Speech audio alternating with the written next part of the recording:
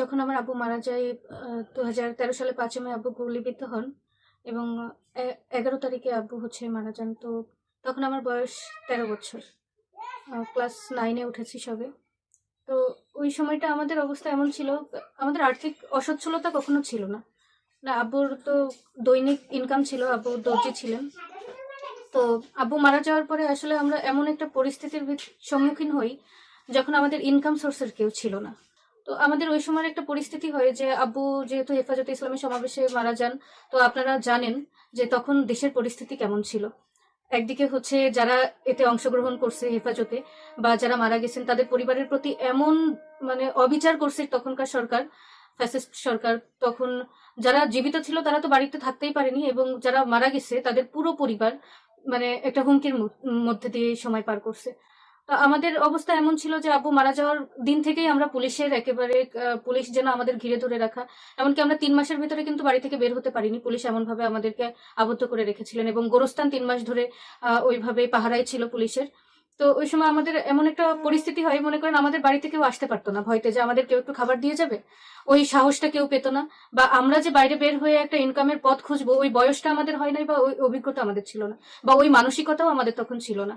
এই যে যে বাড়িটা দেখছেন, আমরা যে বাড়িতে এখন বসবাস করছি, তখন এই জরাজীর্ণ বাড়ি, আপনারা তো খেয়ালই করেছেন, সব দেখেছেন, ভাঙাচোরা। এই বাড়িতে যে আমরা থাকবো সেই সুযোগটাও আমাদেরকে দেয় নাই।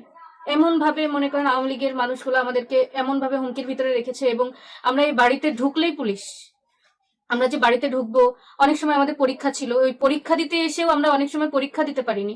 ফাইনাল পরীক্ষাটা যে কিভাবে দিছি একমাত্র আল্লাহ ভালো জানেন। আমাদের সম্পূর্ণ 6-7 বছর বাইরেই কেটেছে।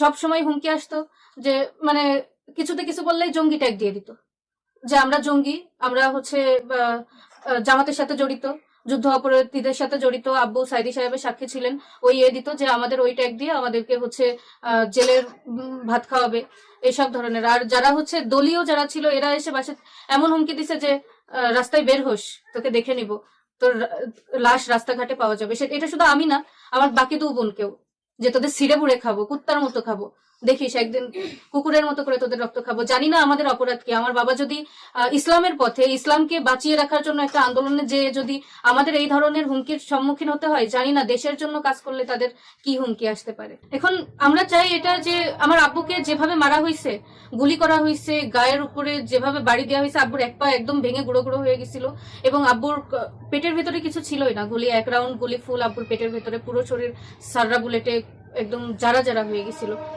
যারা এভাবে আব্বুকে মারছে, আমার আব্বু তো বিনা ট্রিটমেন্টে মারা গেছে। ওই সময় যদি একটু ট্রিটমেন্টের ব্যবস্থা থাকতো, যারা হেফাজতে ইসলামের সমাবেশে অংশগ্রহণ করেছিল তাদের কোনো ট্রিটমেন্ট দেওয়া হয় নাই। তো ওই সময় যদি একটু ট্রিটমেন্টের ব্যবস্থা করা হতো তাহলেও হয়তো আমার বাবা আরো 5টা বছর বাঁচতেন, অন্তত আমাদের মাথার উপরে ছায়া থাকতো। তো এই ছায়াটা যারা রাখতে দেয় নাই, আমরা তাদের দৃষ্টান্তমূলক শাস্তি চাই। আমার বাবার মৃত্যুর দৃষ্টান্তমূলক শাস্তি, যারা মেরেছে এবং যারা চিকিৎসা সেবা নিতে দেয় নাই এবং আমাদের এই দিনের পর দিন হুমকি ধামকির ভেতরে রেখেছে, তাদের সকলের বিচার চাই।